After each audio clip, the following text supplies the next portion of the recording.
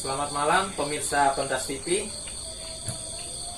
Kita masuk di program baru dengan judul Kiamat Sudah Dekat.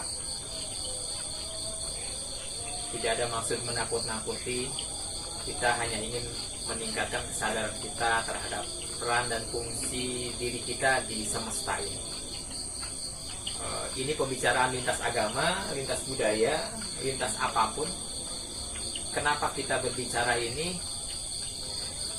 Artikel ilmiah terkait kiamat sudah dekat, pandemi berikutnya yang akan terjadi di 2004-2005 ini banyak sekali artikel ilmiahnya.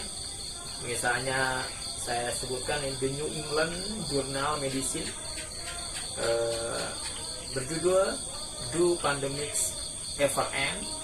Apakah pandemik itu akan pernah berakhir? Apakah itu sebuah takdir ataupun sebuah yang dibuat?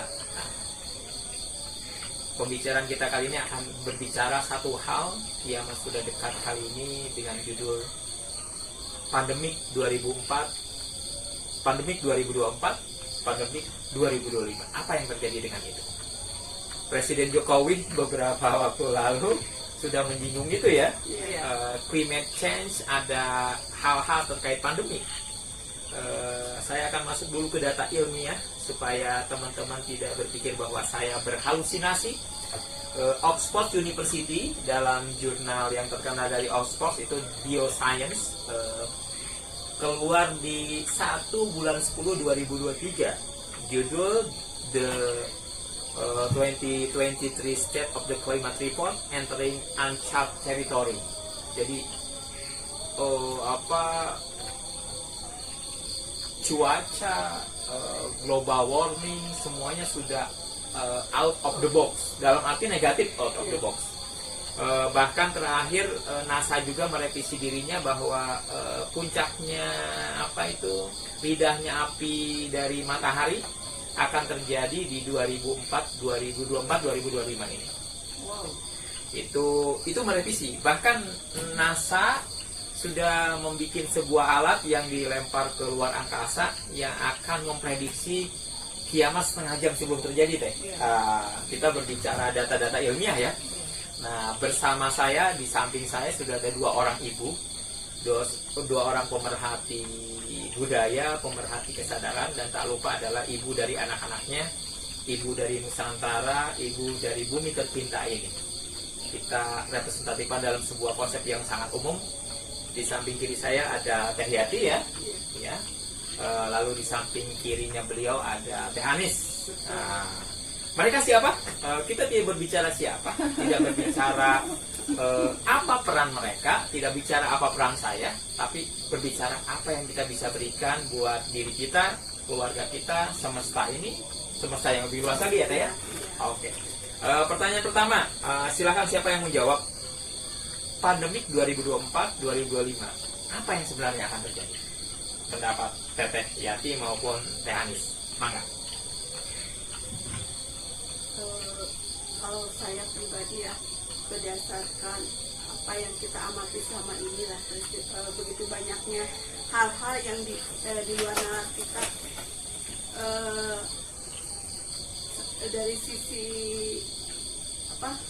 dari sisi penyakit yang hadir pun sebetulnya kecil, tapi kenapa bisa menyebar sampai seluas itu gitu kan? Terus kenapa kita berpikir 2024-2025? Ya itu tadi berdasarkan data-data yang sudah tersebar amat banyak di media-media sosial. Itu tidak bisa kita bantah lagi, itu sudah bisa dibuktikan. Jangan-jangan itu skenario deh, media sosial itu skenario dari seseorang? Bisa jadi juga.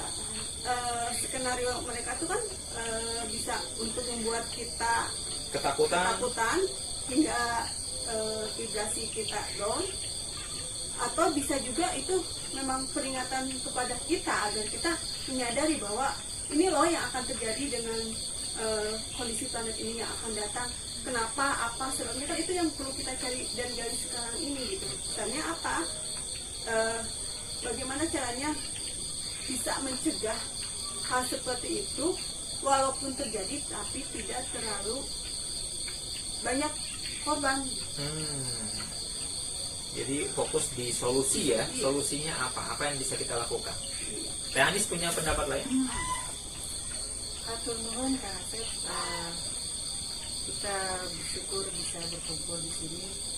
Terima kasih kepada pemirsa yang sudah meluangkan waktunya untuk menerima kami gitu ya.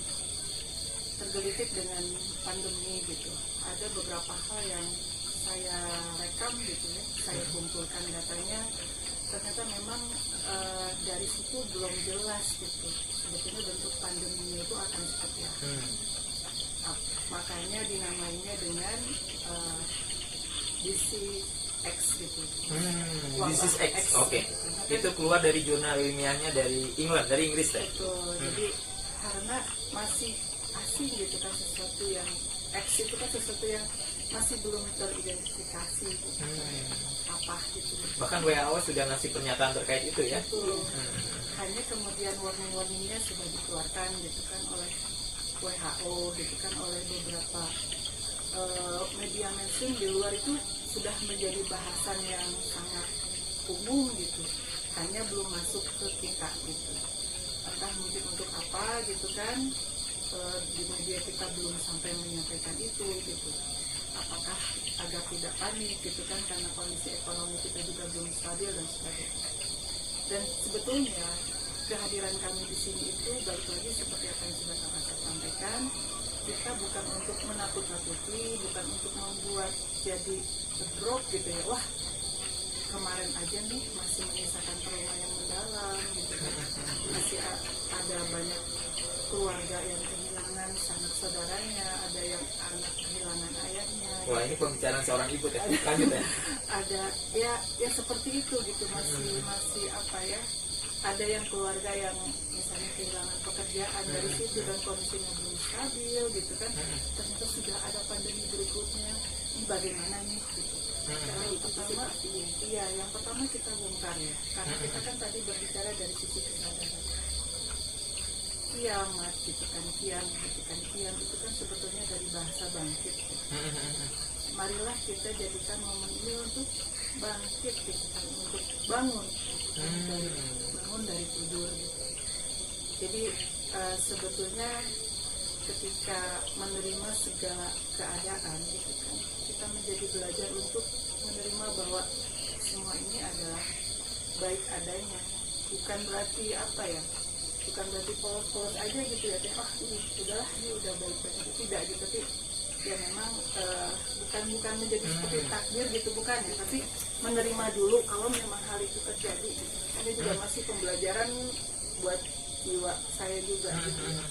Ketika menerima ini, menerima kabar ini, dibalik ini semua ada kebaikan gitu. Dibalik ini semua ada kebaikan ya. Dibalik ini semua ada kebaikan gitu. Jadi ketika kita kan jadinya akan mengevaluasi itu gitu kan. Kalau tadi disease X gitu kan, wabah X gitu, jadi kita tidak tahu akan menyerangnya itu ke bagian mana nih gitu kan. Kalau waktu COVID menyerangnya ke paru-paru gitu kan, semua gitu. Dan kalau yang saya rasakan sebetulnya bukan hanya ke paru-paru, dia itu bisa membuat darah kita itu mengental dengan cepat. Makanya penderita darah tinggi, penderita diabetes, sebagainya itu yang kena cepat untuk ya kemarin seperti itu ya. Bahkan itu belum berakhir, ada yang gejala long COVID segala macam ya. Oke. Seperti itu. Nah, kalau belajar dari sebelumnya, apa sih yang bisa kita lakukan gitu kan? Ya bagaimana agar membuat tubuh kita itu berusaha dengan sebaik-baiknya gitu ya. Karena hidup kita gitu kan adalah istilahnya untuk menjalankan tugas darinya gitu, kita memelihara tubuh ini juga bagian dari tugas dari Tuhan gitu, tugas dari semesta alam. Jadi menjaga tubuh prima itu dengan ya sama-sama ya. Ini kalau saya berusaha untuk menyampaikan sesuatu yang sudah saya jalankan gitu ya.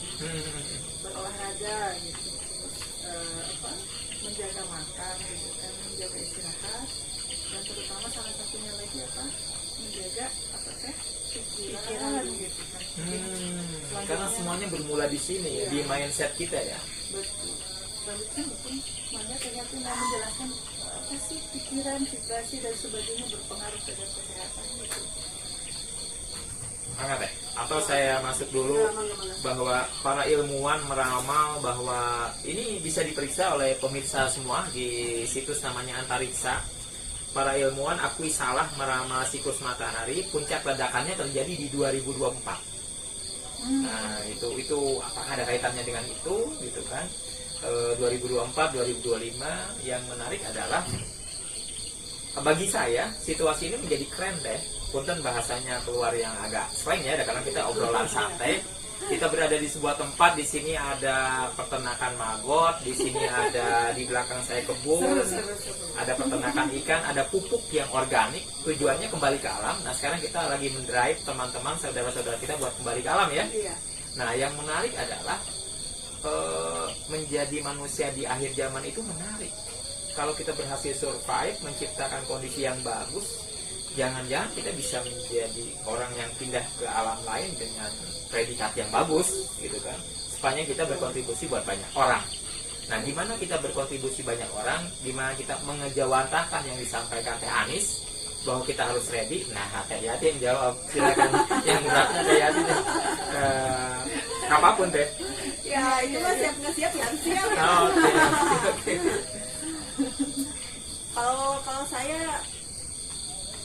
saya mah rasanya gini lah, saya tidak akan banyak berbicara apapun tentang hal yang sebatas pandangan kan? Karena apa yang akan terjadi di masa depan itu kan tergantung apa yang kita lakukan sekarang. Nah, kalau sekarang kita mencoba melakukan sesuatu yang terbaik, tidak usah jauh-jauh lah gitu kan, harus begini tidak usah. Bagaimana caranya kita bisa menyeimbangkan kehidupan kita dari sampah yang sekarang itu kan sangat berserakan ya. Karena sampah itu kan bisa jadi salah satu penyebab virus ya. Iya kan itu kan si bakteri atau virus itu kan bisa terbawa oleh angin, apalagi sekarang angin cukup besar ya Teh ya. Kemarau yang sangat panjang sehingga debu-debu yang lembut bisa terhisap oleh kita gitu kan, tanpa kita sadari bahwa debu-debu itu membawa virus atau bakteri itu. Balik lagi untuk memperkuat agar virus atau bakteri itu tidak berkembang di dalam tubuh kita, ya seperti kata tadi, kita memperkuat antibodi kita, memperkuat menyeimbangkan metabolisme tubuh kita. Caranya gimana? Stay fokus pada pikiran positif.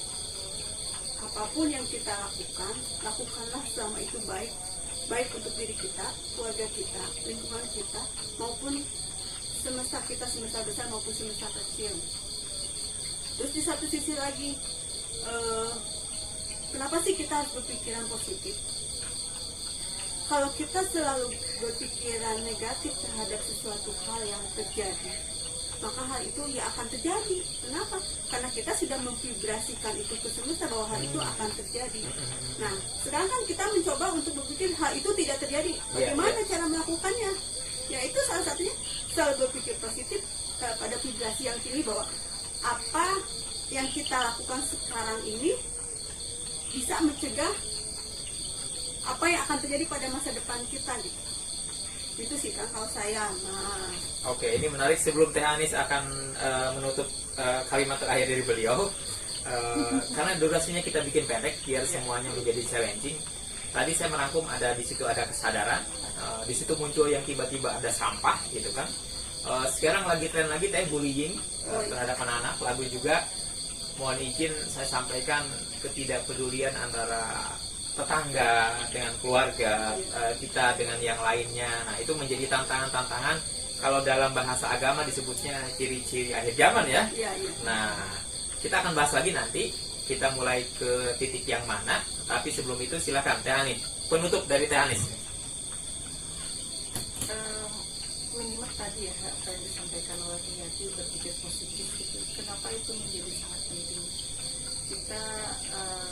Saya pernah membaca tulisan dari seorang profesor gitu ya, profesor dari Jepang. Dia mengatakan bahwa the miracle of endorphin. Jadi the miracle of endorphin. Endorphin. Oke. Jadi bagaimana si hormon endorfin itu dia bisa menyembuhkan tubuh gitu ya. Dia bisa menjadikan tubuh kita ini begitu kuat gitu menghadapi berbagai macam penyakit gitu. Diawali dari pemikiran yang positif tadi gitu. Dan yang paling simpel yang bisa kita lakukan adalah dengan kalau ingin bersegera untuk memunculkan hormon endorfin itu melimpahi tubuh kita gitu ya, itu adalah dengan tersenyum. Jadi mulai sekarang gitu sering-seringan tersenyum gitu. Bisa jangan tersenyum sendiri teh kan? Saya sering. Gak apa-apa, mentertawakan orang lain, tersenyum sendiri. Nanti kita bahas senyuman di edisi lain. Pemirsa, saya akan menutup Kiamat Sudah Dekat episode pertama ini dengan sebuah cerita yang menarik dari buku dari seorang penulis terkenal, Seven Habits of Highly Effective People. Siapa penulisnya? Saya lupa lagi, tapi pemirsa nanti bisa kasih tahu. Di situ ada cerita tentang pikiran positif dan mindset. Nah, kenapa saya ingin meluruskan bahwa pikiran positif itu hanya akan bermanfaat ketika mindsetnya benar. Misalnya nih, saya pergi ke kota Bandung, ternyata si percetakan sebelum sekarang ada Google, ada apa ya, si percetakan pembikinan peta salah membikin peta, bahwa peta Bandung itu ternyata di dalamnya peta Solo. Nah, saya kemana-mana nyari Jalan Sudirman itu terus gitu kan. Lalu saya bertanya ke teman, ini kok belum sampai terus? Kalau teman, berpikir positif. Ternyata berpikir positifnya tidak sampai-sampai, karena peta yang ada di dalamnya adalah peta Solo atau peta kota lain. Jadi pikiran positif baru akan bekerja ketika mindset kita tepat. Nah, kita bicarakan mindset lagi ya nanti ya. Oke, terima kasih. Ini episode pertama Kiamat Sudah Dekat. Kiamat Sudah Dekat. Selamat sore. Selamat sore semua.